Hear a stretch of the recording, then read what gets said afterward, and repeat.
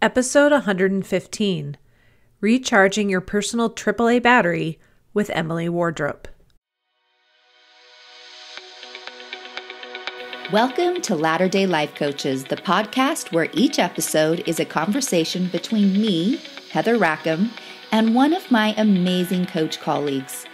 Each coach here is a member of the Church of Jesus Christ of Latter-day Saints and a highly trained, experienced life coach making a great impact in the lives of their clients. And together, we have one main goal, helping you live your best life no matter what. You ready for this conversation with a coach? Here we go. Before we jump into today's podcast, we want to make sure that you are aware of an easy way to get your questions answered. If after listening to today's episode, or any episode for that matter, you have a question you would like answered, will you please go to iTunes and drop that question in the review section? We'll be sure to see it and answer it in an upcoming episode. We look forward to getting your questions and being able to answer them here on the podcast. So let's get to the podcast today. Being a mom of little kids is exhausting and draining. As a mom in this stage of life, it often feels like you are running on empty. Coach Emily Wardrop is a believer that when moms are feeling a lack of energy, they need to recharge not just physically, but emotionally as well, so they can tackle each new thing coming their way. When it comes to recharging, Emily likes to think there is a AAA emotional battery every mom needs to recharge on the regular. In today's episode, she will tell you what each A in the AAA stands for and how to recharge each of them so that you can get back on track raising those wonderful little humans that take so much of your energy.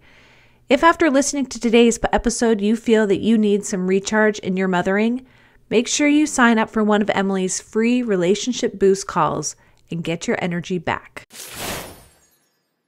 All right, everybody. We are glad to have you here with us today. I'm especially glad to have Emily Wardrop with me. Thanks. So fun to be here. She's been on before and just always so fun and full of good information. So let's have you start off by giving us an introduction. To myself. So I'm Emily Wardrop from Drop the War Life Coaching, where we help moms of young kids drop power struggle wars to create more peace in our parenting. So peace amidst the chaos of littles in the house is what I like to call my 4-minute mile. What you think is impossible, but when you believe, when you really think that it is possible, you can get at least glimpses every now and then. So that's the goal. And I also specifically work with moms that have kids that have type 1 diabetes, because 2 of my littles have been diagnosed the past couple of years. And it is an emotional roller coaster, which coaching has helped me so much with. So I just want to pay that forward to any other moms who are going through that, especially a new diagnosis. That's awesome. I know a couple people whose kids have been diagnosed lately too. And watching them kind of go through that roller coaster is, and probably not a whole lot of resources for the emotional impact of that on a mom. Yeah, you've got all your doctors and nurses helping you manage their diabetes, but who's helping you manage you while you're managing that? So that's what I'm for. Yeah. Oh, good. I'm so glad. And the chaos of little people is, I think that's something I'm still trying to recover from, even though my kids are flavor much of older. Chaos. Yes. Oh, good. Well, this will be great on so many levels. And I'm excited to talk with you about it today. So, I think about all of us as a young mom or moms with older kids, we do get pressed from all sides. There's always something going on. There's always energy that we have to expend. And it does take an emotional toll on us. And I would love for you to start off by sharing with us how people can recharge their emotional energy and what that can even look like. Yeah. So I kind of came up with this fun little framework that I call the recharging your AAA batteries, because there's 3 A's.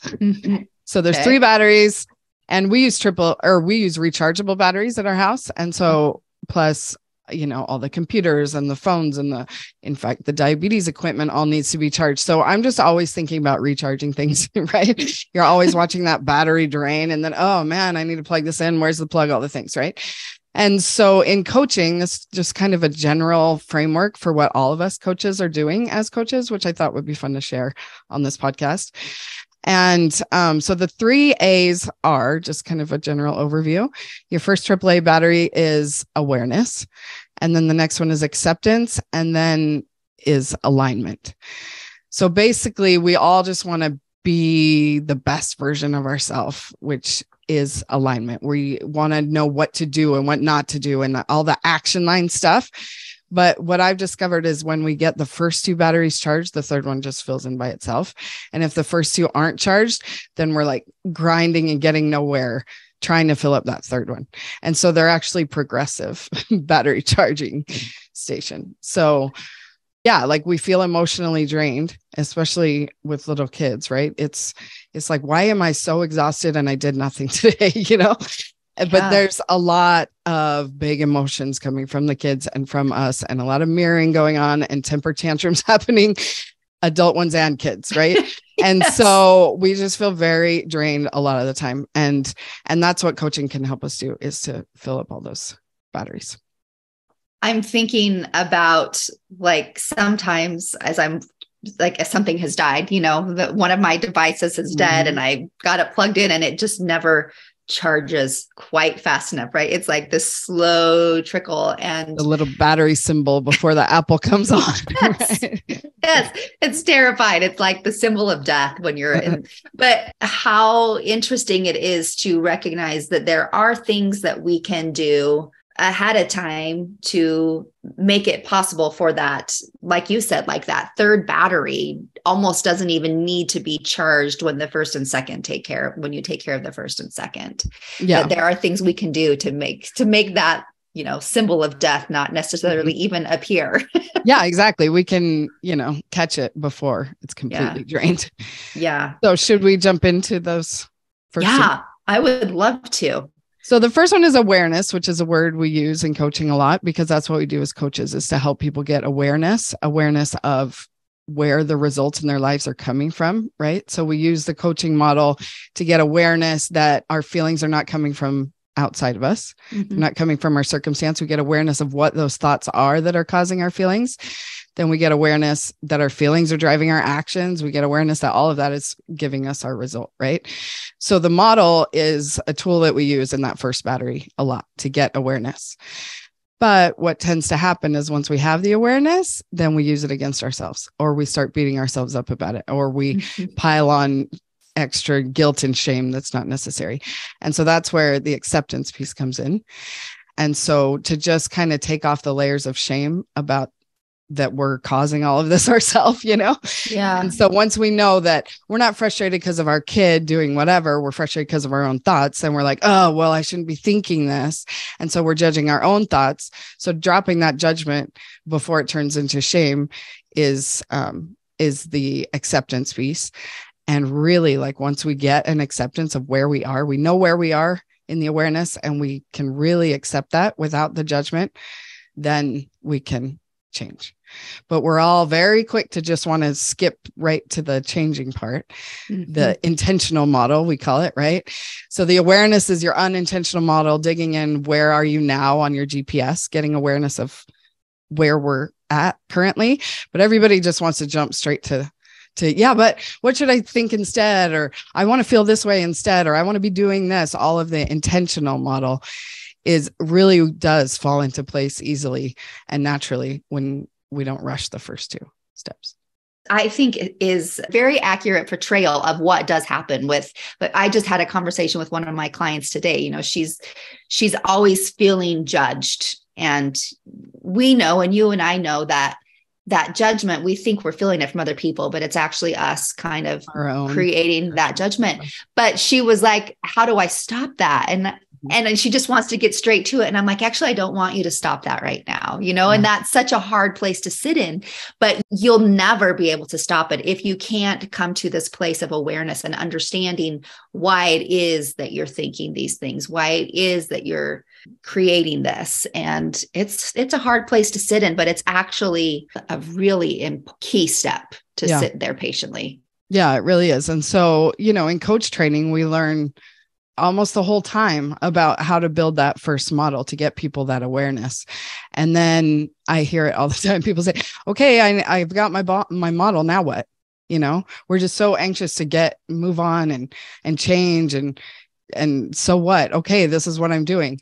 But the next battery is so important to really have the acceptance piece of where you're at and not be judging yourself and not making it a problem and blaming yourself or blaming others, and really peeling off those layers of shame. And the acceptance piece is where we get all the traction. And so I feel like we do, the intentional model, the unintentional, but like it's that middle battery that's kind of missing some attention. So, I mean, I just started a new podcast recently that the whole thing, I find every single time I'm like, I'm really pushing this awareness battery, or the acceptance battery. I mean, because we get the awareness, but then we just use it against ourselves. We just beat ourselves up.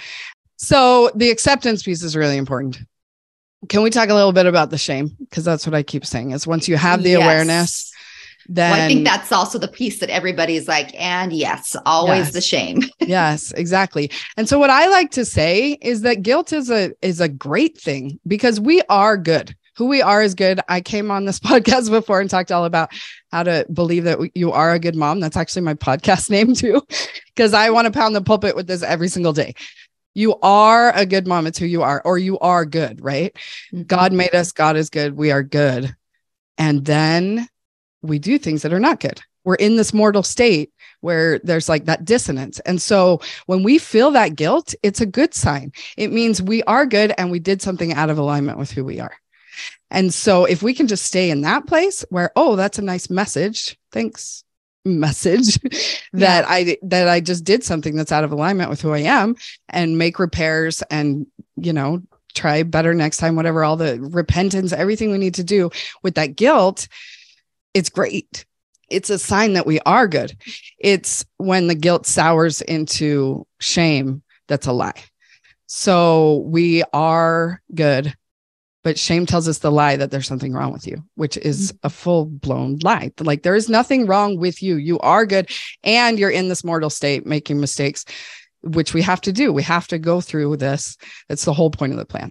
So that's a huge kind of mantra I use to fill up that second battery of acceptance, is that nothing's gone wrong here. This is exactly how it's supposed to work. This is the point of the plan. That's a big one I come back to all the time.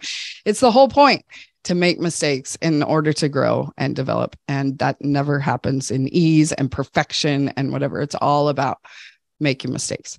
So it's all part of the plan. So guilt, we just kind of have to just keep reminding ourselves, there's nothing wrong with me. There's nothing wrong with our kids. There's nothing wrong with our husband. There's nothing wrong with the neighbor, whatever it is, because the guilt souring into shame feels so terrible that then we push it out into blame. But if nothing's gone wrong here, like that's the brain hack to get you out of the shame blame trap. Is there something wrong with me? Oh, no, I'm tired of feeling that. There must be something wrong with somebody else. If nothing's gone wrong here, there's nothing wrong with anybody. We're all just humans doing the best we can, making mistakes, learning and growing. It's all part of the plan. Then there's no one to blame. No one's at fault here. There's no shame. There's no blame. You're out of the trap. Yep. Nothing's going wrong. And sometimes our brains explode with us, right? Because somebody has to be to blame for this. Like we want to be able to blame because it's so much easier, because then we think we can fix it. If we can blame and it's that person's fault and I can just fix that person, or I can fix me. But that's a huge lie. Yeah. Because there's nothing wrong with you. Yeah. It's just a lie. There's nothing wrong with that person. Nothing's gone wrong here. And we don't believe that because, and to give ourselves, that's another one that's so big for our acceptance battery, is that our mortal brains do this for a reason. Like we are eternal celestial beings, but then we've been put on this earth with these mortal brains for a reason. And it's so fun to learn all the brain science and be like, oh, my brain is working how it's supposed to. I'm supposed to go into shame for some reason. We're egocentric or whatever, all the things that we're like, oh, why does that have to be this way? But it is like, because literally God has his algorithm figured out exactly so that our earthly experience is like the growth and the learning and the development that we need to have. And so when we really focus on that, like the plan of salvation mentality really like helps that acceptance battery. I'm laughing that you use the word algorithm. Like God That's has my the algorithm favorite. perfectly figured out. I've not thought of it that way. I hate Instagram's algorithm. I know. I love the divine algorithm. I use it in everything. I use Yeah. it in business. Like I'm not worried about Facebook's algorithm, Instagram, whatever. I'm just throwing stuff out there and God's going to bring the people to me and his algorithm. He's got it figured out. Yeah. That's a Or great analogy. with our kids, like we are perfectly designed in our families for the exact experience we're supposed to have in this life. So whatever struggles we're having and they're having, it's all part of the perfect algorithm, which I love that word because it's way out of blows my mind. Yeah. There's like some sort of humans that understand the algorithms on earth. And it's like, imagine that times, infinity. That's God's algorithm, that every little experience that we have, every person that we connect with, everything is all part of this like amazing divine algorithm. I just love it. It helps me so much. Just know that everything's happening for a reason, how it's supposed to. That is great imagery, actually. So, yeah, thank you. Thank you for sharing that. I love this in our religion is that we get to talk from such a young age about our divinity and who we are and where we come from. And I think a lot of times we get confused. We have a skewed image of Heavenly Father or Heavenly Mother. We think that they are maybe not necessarily always working in our favor, that they're trying to punish us for something that, I think we're growing past a lot of those views. But how do you tell me what you have best found, the way that you like to help your clients to know who they are, like their divine nature? Yeah. I think that is so important. And like we're talking about the eternal perspective to get to drop the shame, right? To really believe, to know who we are. So I love the visual of, I don't know if I talked about this last time I was on here, but the visual of Michelangelo chipping away at the marble to sculpt David, allegedly someone asked him, how do you make these amazing sculptures? And he's like, I just chip away the marble until David appears. So I feel like us as life coaches, that's what we do, is kind of help people chip away the marble, limiting beliefs and all the things that are keeping us stuck. Right. So clients always say, I just feel so stuck, right? Because we're like stuck in these lies that our brain has been feeding us for so long. And we're on these super highways of neural pathways that are not serving us, right? We're just stuck. And so I just really love the visual of like, I am who I am. It's in me already. Like I may be stuck in the marble, so I can't really see it yet, but it's not my future me that's way out there somewhere. It's not like, what kind of mom do I want to be? Someday I'll be a good mom. All of that stuff is like way out there. I can't even obtain it. It's like running on a treadmill is what it feels like to me. But to know that I really am, who I've always been, that is, once you get to the third AAA better, is living in alignment with who I've always been. So I am this amazing celestial, like we had to have the veil, because if we knew who we were, then it just wouldn't work. So if we can kind of get glances into that, then that's really where we can step into our power even in this life where we weren't supposed to remember in order for us to be tested. It almost feels like we're cheating to remember, to try to even imagine who we were before this, but that we can even take it to the next level through these experiences that we're having on this earth.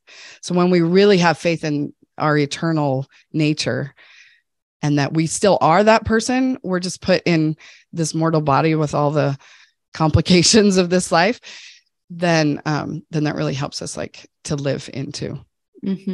So tell me what that looks like. As you see your clients, they've really charged and recharged those first and second batteries, and you can see them kind of starting to live in alignment. That's kind of a buzzword. Sometimes people will say, well, what does that even mean? What does living in alignment look like? And I would love for you to be able to share with us what that means, what that can look like for people. We coach about how life's 50-50, and that's kind of what we're talking about, is that like, there's going to be negative emotion also, but thinking of myself as like, I'm a terrible mom and I'm a good mom just wasn't jiving with me. I'm like, I know that I am good and I'm in this earthly body. Right. And so for me, that was like the mind blowing shift. That was like, it doesn't matter what you do. Like our worth does not come from our productivity, right? We're not defined as a good mom because we do all these things and we don't do all those things.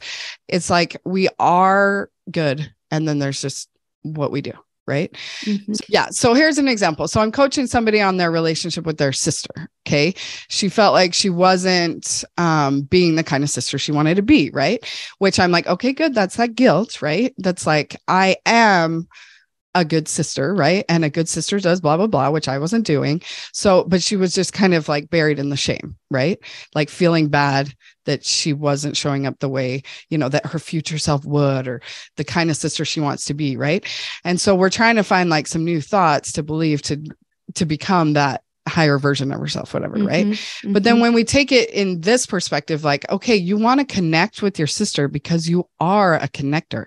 And so believing that she already was that, because she was like, yeah, I can always do better. I'm like, how does that feel? That thought, it's still kind of a drag, like you're running through mud.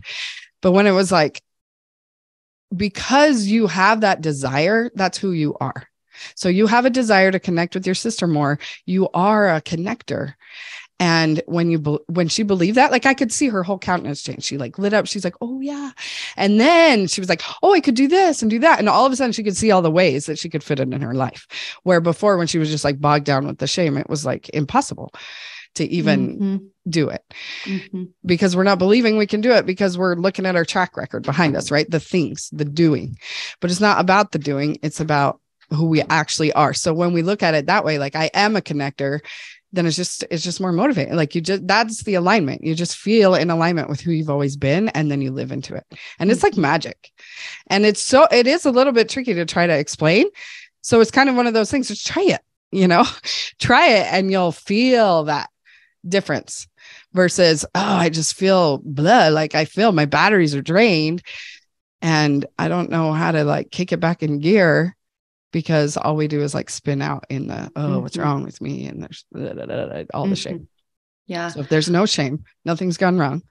And then tap into, well, who am I? What is it that I want to be doing? Oh, it's because I am that. Then you just. Yeah. I love that piece, and recognizing that what you want, we tend to think that we aren't that, like we're not capable of it, or it's like too far out of reach. But if we already possess it, if it's already part of us, then it's just so easy to grasp. And it's just out there somewhere and we're trying to get there. It's like, no, I already am that. Oh, what would I do if I was that? Oh, this. Yeah. Yeah. So it's the same thing as the future self work. Like, what would my future self do? Let me feel that now or whatever. But it's just a little bit different where it's like, oh, I really believe I already am, instead of this always somewhere to get. That we just and that's exhausting, right? Like if there's always somewhere to get, you're always running down your batteries, like because you're going nowhere fast, trying to at least. So, oh gosh. Okay. Well, anything else before we wind up here? Is there anything that we haven't touched on that you wanted to share with us? Well, I said it briefly, but I just want to say it again, that our worth does not depend on our productivity, because I'm really trying to believe this. Like I was sick last week, and so it's really easy to be like, oh my gosh, but don't even get me started. Like, this is why I started my own podcast, because there's so much to say about these things. So go check it out. Believe you are a good mom, whether you're a mom or not, whether kids are young or not. It's all eternal principles, right? Yeah. So I love to look at nature and learn about our divine nature from the symbols that he's given us in nature. And I know you had like a really awesome podcast recently about our cycles as a woman, I love how they've, got the brain science or the physiology figured out where, the way the world works is like on a man's cycle, but we're a woman. And so when we beat ourselves up that we just can't pull it together today. And so sometimes our batteries are drained because we legit like need to rest, or it's that time of the month or even the time of the year, right? It's kind of a gloomy time of year right now. Hopefully this will air once we're kicking out of it. But right now it's January it's February 1st. And so there's a lot of people just kind of struggling with the funk, I call it, and to make that okay. Like, it's not a problem. It's just the way our bodies were made, and to roll with it instead of fighting against it. So just all of the life coaching tools, I just want to encourage us not to use them against ourselves, to be like, oh no, I feel drained. I got to fill up my batteries. I got to keep going. Well, maybe you don't. Maybe you just need some rest. Maybe that, and to give yourself some grace and cut yourself some slack. And I appreciate that you've said that so much, because that's something I've really been working on, is just trying to really ask myself and sincerely mean when I'm asking myself, hey, what is it that you actually need right now? Rather than trying to look to the external, what I think I should be doing, looking within and asking that question. And it's amazing if we listen, what our bodies will tell us. Mm-hmm. And it's even more amazing what happens when we just do what it is that our body knows it needs. Yeah, because we talk about our celestial selves and then we're kind of trapped in this mortal body. But the body was one of those reasons why we had to have this experience, right? Mm-hmm. And so I like to think of my body as like the user manual for this life. You know, we're always like, oh, they sent us down here without a user manual. Well, we have the scripture. Yeah, but like our body, it's like tells us the messages that we need to know and to tap into it. And I even was thinking this very rogue thought this week. I love rogue thoughts. Self-discipline, we like to think of as like, I don't feel like it, but I'm going to do it anyway. Uh-huh. Like maybe self-discipline is, I don't feel like it and I need to honor that. Yeah. You know? Yes. I think that is oftentimes the case, that we just try to power through and that's a tough one. So, yeah. So finding the balance between the two probably instead of like, yep. Oh, this has been awesome, Emily. Before we head out, where can people find you? Dropthewar.com is my website. Drop the War Life Coach on YouTube, Instagram, Facebook, all the places. And right now what I'm doing is really fun. I'm doing free RBCs. I call them relationship boost call. Ooh. So just get on a Zoom call with me. It's quick, like 15, 20 minutes, where you just have to show up with someone in mind that you want to boost the relationship. That's actually that sister that we were talking about earlier. So I thought I'd be boosting, relationships with your kids because that's my niche, right? But there's a lot of husbands, right? We got a lot of husband work. We got all sorts of randomness. And so, and especially as a coach, I know a lot of coaches listen to this podcast.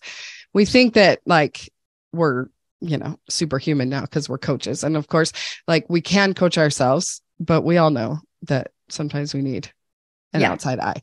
Anyway, so it's been really fun to coach a lot of even relationship coaches that want coached on their husband are like, whoa, that was awesome. So not to toot my own horn, because the whole process, I have this fun little thing that was just a pure download from heaven. Anyway, it's really fun. So relationship boost calls, that's my big thing this year. I'm going to do 365 of them in 2023. So come, they're totally free, no strings attached. It's not like a sales call, consult, whatever. It really is just like, let's boost relationships this year. So love it. That's awesome. So that is dropthewar.com/appointments. You can sign up for that, or dropthewar.com. It's right on the main page, all the places. So well, thank you. Thank you for sharing that. We will put that in the show notes, so it'll make it easy for people just to go find it as well. So awesome. And then let me also just mention, if you know anyone, or if you have any kids with type 1 diabetes, it's dropthewar.com/T1D, all lowercase. That's the mistake we keep making to get the error. If it's lowercase T1D, I have a specific freebie there for moms that have kids with type 1 diabetes. So thank you. That is an awesome resource, I am sure. Thank you so much for being with us today, Emily, and to all of our listeners for being here. It's always so fun. And if you guys have any questions, comments, just put them in the Apple reviews and we will help you out there. All right. Have a good one, everybody.